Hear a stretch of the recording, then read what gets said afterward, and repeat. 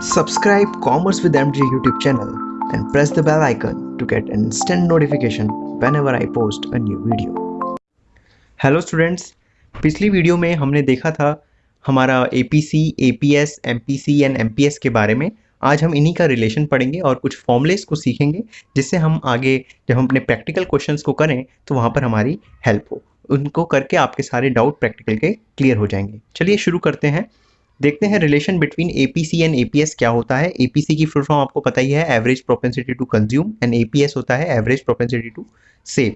देखिए रिलेशन ये कहता है कि इन दोनों का सम अगर हम आपस में करें तो ये 1 के इक्वल होगा। आइए देखते हैं ये कैसे हमारा ये फॉर्मूला बना। तो इसका प्रूफ है कि हमने सीखा था कि जो इनकम होती है हमारी y is equal to consumption plus saving होता है। अगर मैं इस इक्वेशन को dividing both side by income से कर दूं तो आप देख सकते हैं y is equal to C plus S था, तो मैं y को y से डिवाइड और लेफ्ट साइड भी मैंने y से डिवाइड किया और राइट साइड भी मैंने y से डिवाइड किया, तो y अपॉन y तो 1 हो जाएगा। और आपने सीखा ही है कि c अपॉन y APC होता है और s अपॉन y APS होता है। तो इससे हमारा ये फॉर्मूला बन जाता है कि APC प्लस APS हमेशा क्या आता है, 1 आता है। इसी तरीके से हम रिलेशन देखते हैं, relation between MPC and MPS का। इनका रिलेशन भी यही कहता है कि अगर आपस में इन दोनों को आप सम करें तो ये भी इक्वल टू 1 आ जाएगा। तो इसका प्रूफ कुछ इस तरीके से आपको पता है कि y is equal to C plus S होता है, तो अगर डेल्टा y होगा तो डेल्टा y किसके बराबर होगा, delta C plus delta S के बराबर। तो अब इन दोनों इक्वेशन को left hand side and right hand side को मैं क्या करूंगा, डिवाइड बाय डेल्टा y करूंगा। तो देखिए आप, मैंने डेल्टा y दोनों साइड डिवाइड कर दिया है, तो इससे इस साइड तो ये फिर से 1 बन जाएगा। और आपको पता ही है कि delta C by delta y क्या होता है, MPC होता है, and delta S by delta y आपका MPS होता है। तो इस तरीके से ये भी रिलेशन आ गया कि MPC plus MPS is equal to 1 होता है। तो इस रिलेशन की मदद से क्या होगा, जब भी आपको क्वेश्चन में अगर एक चीज दे रखी होगी तो आप दूसरी चीज आसानी से निकाल सकते हैं। जैसे सपोज आपको क्वेश्चन में APC बता रखा है कि APC हमारा 0.2 दे रखा है, तो इसकी मदद से आप APS अगर आपको कैलकुलेट करने को बोले तो आप कैसे निकालेंगे, तो आपको पता होना चाहिए कि APC प्लस APS आपका क्या होता है, 1 होता है। तो आपको APC तो 0.2 दे रखा है, APS आपको दे नहीं रखा। ओके, तो आप क्या करेंगे, APS को यहीं रखेंगे और यहाँ पर आप सिंपल अपनी मैथ लगाएंगे, तो 1 माइनस 0.2 दैट इज 0.8 आपका APS हो जाएगा। इसी तरीके से आप MPC और MPS के रिलेशन से भी कोई भी चीज़ निकाल सकते हैं। सपोज आपको बोला है कि MPS हमारा 0.5 है, अब बताइए MPC कितना होगा। तो आपको पता ही है अगर हम दोनों को ऐड करते हैं MPC एंड MPS को तो 1 आता है। तो MPC में आप लिखेंगे 0.5, MPS आपको निकालना है 1, तो MPS निकालने के लिए आप 0.5 को इस साइड ले जाके सब्ट्रैक्ट करेंगे। ओके, तो आपका आंसर 0.5 आ जाएगा। तो इस फॉर्मूले, आइए अब सीखते हैं equation of consumption function. Consumption function की इक्वेशन होती है C bar plus B bracket में y। Okay, C bar stand for आपने पढ़ा है, C बार क्या होता है, ऑटोनॉमस कंजम्पशन होता है, B stand for MPC and Y stand for income. तो अगर हमारे पास ये तीनों कंपोनेंट है अवेलेबल तो इससे हम कंजम्पशन फंक्शन कैलकुलेट कर सकते हैं। वैसे ही हमारा सेविंग फंक्शन की इक्वेशन, आइए देखते हैं सेविंग फंक्शन की इक्वेशन किस तरीके से बनती है। अगर हमारे पास कंजम्पशन फंक्शन है तो हमें पता है सेविंग क्या होता है, इनकम माइनस कंजम्पशन, ये आपने सीखा है। तो अगर मैं यहाँ पर एक कंजम्पशन में ऊपर कंजम्पशन की इक्वेशन डाल दूँ जो कि है C बार प्लस BY, तो हमारे पास कुछ इस तरीके से बन जाएगा। तो S इज इक्वल टू क्या हो जाएगा, Y माइनस C का मैंने वही वैल्यू यहाँ पर डाल दी है। तो जब मैं इसे सॉल्व करूंगा तो S की जो मेरी इक्वेशन बनेगी वो होगी S is equal to minus C bar plus 1 minus BY। यहाँ पर 1 माइनस B क्या है, अब देखा आपने ऊपर B क्या होता था, B होता था MPC, और 1 माइनस MPC क्या होता है, MPS है। तो यहाँ पर 1 minus B stand for MPS। Okay, and minus C बार यहाँ पर आपको नेगेटिव सेविंग को शो करता है। तो इस तरीके से आपका सेविंग फंक्शन क्रिएट होता है। आइए अब देखते हैं, मैंने कुछ न्यूमेरिकल्स दे रखे हैं उनको हम सीखते हैं। ये कुछ न्यूमेरिकल क्वेश्चंस हैं, 5 क्वेश्चन हैं टोटल। इन 5 क्वेश्चन को अभी हम सॉल्व करेंगे जिनसे आपके ये जो सारे कंसेप्ट हैं, ये हमने 4 फॉर्मूलेज यहाँ पर अभी सीखे, इन 4 फॉर्मूले की मदद से हम यहाँ पर न्यूमेरिकल को करेंगे और आपके सारे कंसेप्ट क्लियर हो जाएंगे। देखिए जैसा कि यहाँ पर पहला क्वेश्चन है कि if APC of N economy is 0.8, APC economy की 0.8 दे रखी है, what should be the saving, saving कितनी होगी अगर इनकम लेवल हमारा 2000 करोड़ है। तो आप पहले नोट डाउन करेंगे कि APC हमारा 0.8 दे रखा है और इनकम Y दे रखी है हमारी 2000 करोड़। ओके, हमें निकालनी है सेविंग, तो हमें सेविंग निकालनी है। अगर हम देखें कि APC का जो फॉर्मूला होता है, APC का फॉर्मूला तो कहता है C बाय Y, लेकिन सेविंग जो आता है, सेविंग जो हमारा आता है वो APS में आता है। जैसे हम तब लिखते हैं एस बाय वाई। तो अगर हमारे पास APS आ जाए तो उससे हम सेविंग निकाल पाएंगे। तो अभी हमने डिस्कस किया था कि अगर हमारे पास APC है तो हम APS निकाल सकते हैं, क्योंकि हमें पता है कि APC प्लस APS हमारा क्या होता है, 1 होता है। तो APC आपको 0.8 दे रखा है, इसमें आपको APS निकालना है। तो APS हो जाएगा आपका 1 माइनस 0.8 दैट इज 0.2। ओके, आपका APS आ गया 0.2। ओके, अब हम इसे इक्वेशन में पुट करते हैं। हमारे पास ये इक्वेशन है APS is equal to S by Y. तो APS हम वैसे ही एक बार फिर से इक्वेशन लिख देते हैं, एस बाई वाई। आपके पास आ गया है APS कितना है, 0.2 है। एस की वैल्यू आपको नहीं दे रखी है, निकालनी है। और आपको वाई की वैल्यू आपके पास दे रखी है 2000 करोड़। तो एस निकालने के लिए आप यहाँ पर क्रॉस मल्टीप्लीकेशन कर देंगे। तो 2000 को 0.2 से मल्टीप्लाई करेंगे तो आपका आंसर आएगा 400 करोड़। आइए अब देखते हैं हमारा next question, calculate consumption expenditure. यहाँ पर हमें कंजम्पशन एक्सपेंडिचर कैलकुलेट करना है। इनकम लेवल हमें 500 करोड़ दे रखी है, तो y is equal to 500 crore if autonomous consumption is 40 crore. Autonomous consumption को हम कैसे लिखते हैं, सी बार से लिखते हैं। ये हमें 40 करोड़ दे रखा है, और उसके आगे लिखा है कि 40% of additional income is saved. 40% जो हमारी एडिशनल इनकम है वो सेव हो जाएगी। तो जब भी एडिशनल इनकम सेव हो जाती है तो उसे MPS कहते हैं। याद रखना हमेशा कि 40% ऑफ एडिशनल इनकम सेव, इसमें ये जो अमाउंट आपको सेव दे रखा है वो MPS होगा। तो ये 40% दे रखा है, तो 40% को मैं 0.4 लिख सकता हूँ। 40 डिवाइड बाय 100 0.40 होता है। ओके, अब आपको यहाँ पर कैलकुलेट क्या करना है, यहाँ पर आपको कैलकुलेट करना है कंजम्पशन एक्सपेंडिचर। तो सी का अभी हमने फॉर्मूला पढ़ा था, क्या होता है, सी बार प्लस BY। तो सी बार मेरे पास है यहाँ पर B। अब B का मतलब होता था MPC, हमारे पास MPS है, तो हमारे पास हमें पता ही है कि MPS होगा तो MPC निकाल सकते हैं। और Y भी हमारे को दे रखा है 500। तो सबसे पहले हम क्या करेंगे, इसमें MPS से हम MPC निकाल लेते हैं। तो हमें फॉर्मूला पता है कि MPS प्लस MPC आपस में प्लस करके 1 आता है। MPS हमारे पास 0.40 है, तो MPC हमारा क्या हो जाएगा, 1 माइनस 0.40 दैट इज 0.60। अब मैं कंजम्पशन फंक्शन में सारी वैल्यूज पुट कर सकता हूँ। सी बार मेरा 40 है, प्लस बी की वैल्यू हमारी आ गई MPC जो कि है 0.60, ठीक है, यही बी होता है। ओके, वाई आपको दे रखा है 500। ओके, अगर मैं इसे सॉल्व करूंगा तो 40 प्लस 6.60 को 500 से मल्टीप्लाई करके आपका आता है 300, और 300 प्लस 40 आपका आ जाएगा 340 करोड़। तो इस तरीके से ये क्वेश्चन आपका सॉल्व हो जाएगा। आइए देखते हैं नेक्स्ट क्वेश्चन हमारा क्या दे रखा है। नेक्स्ट क्वेश्चन में हमें कंजम्पशन की इक्वेशन दे रखी है, कंजम्पशन फंक्शन दे रखा है हमें। ओके, आपको बोला है डिराइव सेविंग फंक्शन। तो सबसे पहले हम पहला सॉल्व करते हैं। अब देखिए saving function S is equal to क्या होता है, S इज इक्वल टू होता है माइनस का C bar plus 1 minus BY। Okay, ये होता है, आपको पता ही है। तो अब हमें ये पता होना चाहिए, अगर ये कंजम्पशन फंक्शन है तो कंजम्पशन फंक्शन में ये पहली वर्ड क्या होती है, पहली टर्म हमारी C होती है, दूसरी टर्म हमारी B होती है, और ये Y तो है ही। तो ये C होता है, तो माइनस सी बार क्या होगा, माइनस का 120 होगा। तो आपको पता चल गया माइनस सी बार कितना होगा, माइनस का 120 होगा। ओके, और ये आपका B है, तो 1 माइनस बी कितना होगा, तो 1 माइनस बी भी हम कैलकुलेट कर सकते हैं। अगर ये MPC है तो MPS हमें निकालना है। 1 माइनस बी क्या होता है, MPS होता है। तो 1 माइनस 0.40 अगर हम करेंगे तो 1 माइनस 0.40 जो कि हमारा आ जाएगा MPS, वो हमारा आएगा 0.60। तो इसकी वैल्यू भी हमने निकाल दी है। वैसे ही y को हम वही रखेंगे। तो अब हम इस इक्वेशन में डाल देते हैं। तो s इज इक्वल टू हमारा हो जाएगा माइनस का 120, ठीक है, प्लस 0.60 y।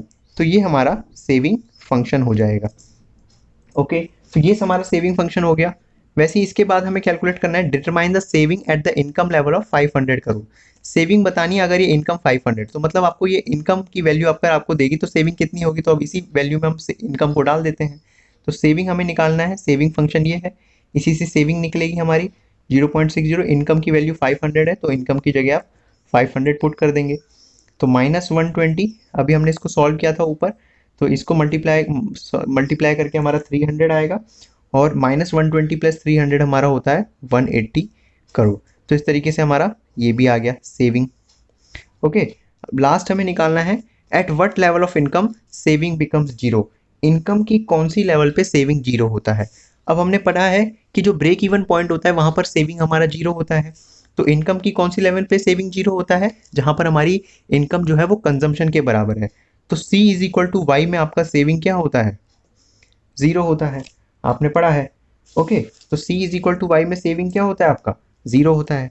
आप अब हमें C की इक्वेशन यहाँ पर दे रखी है, अगर मैं C की जगह यहाँ पर y लिख दूँ और उसके आगे ये वाली टर्म्स लिख दूँ 120 प्लस 0.40y, तो कुछ गलत तो होगा नहीं, क्योंकि मेरे को पता है C इज इक्वल टू क्या होता है, दे रखा है हमें क्वेश्चन में 120 प्लस 0.40y, और यहाँ पर C is equal to Y होता ही है saving is equal to zero में। तो C की जगह मैंने क्या लिख दिया, यहाँ पर y लिख दिया और आगे यही टर्म लिख दी। ऐसा इसलिए किया क्योंकि लेफ्ट हैंड साइड और राइट हैंड साइड दोनों y की टर्म्स आ गई और इन्हें कट करना हमारे लिए ईजी हो जाएगा। आइए देखते हैं इसको यहाँ पर सॉल्व करते हैं। तो y, अब ये जब यहाँ पर आएगा तो y माइनस 0.40y हो जाएगा ये, और इस साइड हमारा है 120, तो y माइनस 0.40y हमारा होता है 0.60y।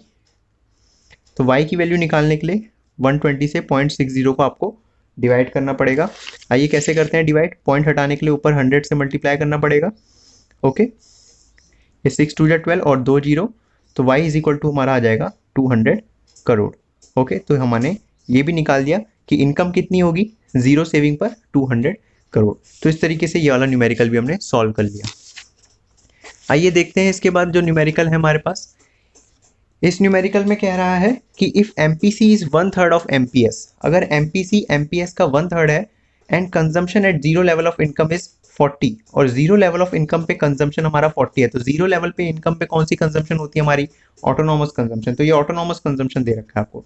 Derive consumption function and saving function, यहाँ पर हमारे को दोनों फंक्शन निकालने हैं, कंजम्पशन फंक्शन भी निकालना है, सेविंग फंक्शन भी निकालना है। अब देखिए कंजम्पशन फंक्शन सेविंग फंक्शन तो हम निकाल लेंगे, लेकिन उससे पहले हमारे पास एमपीसी और एमपीएस की भी वैल्यू होनी चाहिए, क्योंकि वहां पर कंजम्पशन फंक्शन में बी को हमें डालना होता है और सेविंग फंक्शन में 1 माइनस बी को डालना होता है। ठीक है, तो उसके लिए एमपीसी और एमपीएस की वैल्यू हम पहले निकाल लेते हैं, फिर आराम से आगे हो जाएगा। ऑटोनॉमस कंजम्पशन हमें दे ही रखा है, कैसे मिला, consumption at zero level of income, तो जीरो लेवल पे जो भी कंजम्पशन होती है वो ऑटोनॉमस होती है। आइए हम पहली उससे हम अपनी इक्वेशन बनाते हैं। तो यहाँ पर हमें बोल रखा है कि एमपीएस जो है, एमपीसी जो है वो 1/3 है एमपीएस का। तो एमपीसी जो है हमारा वो क्या है, एमपीएस का 1/3 है, तो एमपीएस जो भी होगा उसका 1/3 करेंगे तो हमारे पास क्या आ जाएगा, एमपीसी आ जाएगा। लेकिन अभी हमने एक फॉर्मूला पढ़ा था कि एमपीसी प्लस एमपीएस क्या होता था, 1 होता था, आपने देखा था। अगर मैं यहाँ पर इस एमपीसी की जगह यही वाली वैल्यू लिख दूँ तो क्या होगा, तो 1/3 MPS plus MPS is equal to 1 कहलाया जाएगा। यही इक्वेशन को मैंने यहाँ पर डाल दिया है। इससे क्या होगा, मेरे को सॉल्व करके एमपीएस की वैल्यू निकल पाएगी। तो आइए इसे सॉल्व करते हैं। आप देख सकते हैं इसे सॉल्व कैसे करेंगे हम, क्या आपको सॉल्व करना आता है, दोनों साइड हमें एलसीएम लेना पड़ेगा। तो 3 और 1 का मल्टीप्लीकेशन 3, फिर क्रॉस मल्टीप्लीकेशन हमें करना पड़ेगा यहाँ पर। ओके, तो यहाँ पर एमपीएस है तो 3 को उस साइड मल्टीप्लाई करेंगे तो 3 एमपीएस हो जाएगा ये, और यहाँ पर है 1, तो ये हमारा हो जाएगा 4 एमपीएस अपॉन में 3 इज इक्वल टू 1। तो हमें एमपीएस चाहिए, तो एमपीएस चाहिए तो 3 यहाँ पर क्रॉस मल्टीप्लिकेशन 3 और 4 नीचे आ जाएगा। तो 3/4 को जब हम सॉल्व करते हैं तो हमारा जो आंसर आता है वो आता है 0.75। तो एमपीएस हमारा इस तरीके से आ गया 0.75। तो एमपीएस आ गया तो हम एमपीसी भी निकाल सकते हैं। तो एमपीसी कैसे निकलेगा, 1 माइनस एमपीएस, तो 1 में से हम 0.75 को माइनस करेंगे तो हमारा जो एमपीसी आ जाएगा वो 0.25 आ जाएगा। तो अब आप देख सकते हैं कि हमने एमपीसी भी निकाल दिया और एमपीएस भी निकाल दिया। अब हमें क्वेश्चन में ऑटोनॉमस कंजम्पशन दे ही रखा है 40 करोड़। ओके, 40 करोड़। अब हमें क्या निकालना है, कंजम्पशन फंक्शन और सेविंग फंक्शन निकालना है। तो बस आप फॉर्मूला लगाइए, कंजम्पशन फंक्शन क्या होता है, C bar plus B Y. C bar कितना दे रखा है आपको, 40 दे रखा है। B stand for MPC, MPC आपका आ गया 0.25, और वाई आपको वाई ही रखना है। ओके, तो ये एक तरीके से कंजम्पशन फंक्शन हो गया। वैसे ही सेविंग फंक्शन भी हमें यहाँ निकालने को बोला था, तो सेविंग फंक्शन का फॉर्मूला लगाइए, माइनस का C bar plus 1 minus B Y. Okay, तो माइनस सी बार में 40 है तो माइनस 40 हो जाएगा। 1 माइनस बी आपने पता ही है, 1 माइनस बी एमपीएस होता है, तो एमपीएस की वैल्यू 0.75 है और ये आपका वाई है। तो ये इसी तरीके से हमारा सेविंग फंक्शन भी आ जाएगा। आई होप आपको ये वाला क्वेश्चन भी क्लियर हो गया होगा। आइए देखते हैं इसके बाद एक लास्ट क्वेश्चन अपना। इस क्वेश्चन में क्या दे रखा है हमें, इस क्वेश्चन में दे रखा है the break even level of income for an economy is given to be 1000 crore. Income का ब्रेक इवन लेवल 1000 करोड़ है if economy save 20% of additional income, तो आपको पता है ये क्या दे रखा होगा, इफ इकोनॉमी सेव 20%, तो मतलब ये एमपीएस आपको दे रखा होगा। ओके, कैलकुलेट करना है हमें ऑटोनॉमस कंजम्पशन, यहाँ पर हमें ऑटोनॉमस कंजम्पशन कैलकुलेट करना है, सी बार। ओके, ये क्या दे रखा था, ये हमें एमपीएस दे रखा था, जो कि है 20% को हम 0.20 लिखते हैं। ओके, एमपीएस से हम क्या निकाल सकते हैं, हमें पता है एमपीएस से हम एमपीसी निकाल सकते हैं, जो कि क्या होता है 1 माइनस एमपीएस होता है, तो 1 माइनस 0.20 ये हमारा आ गया 0.80। देखिए यहाँ तक तो हमने ऐसे ही सॉल्व कर दिया, कुछ सोचने की भी जरूरत नहीं पड़ी। ओके, अब देखते हैं ऊपर क्या कहा था इसने। ऊपर कह रहा था कि the break even level of income for an economy is given to be 10,000 crore. इसका मतलब क्या है, इसका मतलब है कि जो ब्रेक इवन लेवल है, इकोनॉमी का जो ब्रेक इवन लेवल है वो कितना है, इनकम का 10,000 करोड़। तो ब्रेक इवन लेवल कहाँ आता है, जब कंजम्पशन हमारी इनकम के बराबर हो जाती है। तो जब कंजम्पशन हमारी इनकम के बराबर हो जाती है तभी तो ब्रेक इवन लेवल आता है। तो C is equal to Y की सिचुएशन है यहाँ पर, मतलब जहाँ पर कोई भी सेविंग नहीं हो रही होती। तो यहाँ पर हमें एक तरीके से C की वैल्यू हमें दे रखी है, C कितना दे रखा है हमें, 10,000 करोड़। ओके, तो ब्रेक इवन लेवल से ये तात्पर्य है इनका। आइए इसको जब हम सॉल्व करेंगे तो किस तरीके से हमारा आंसर आएगा हम वो देखते हैं। हमें ऑटोनॉमस कंजम्पशन निकालना है, तो हमें फॉर्मूला पता है कि कंजम्पशन क्या, फॉर्मूला क्या होता है, C bar plus B Y. अब हमें पता है सी दे रखा है हमें 10,000 और सी बार हमें निकालना है।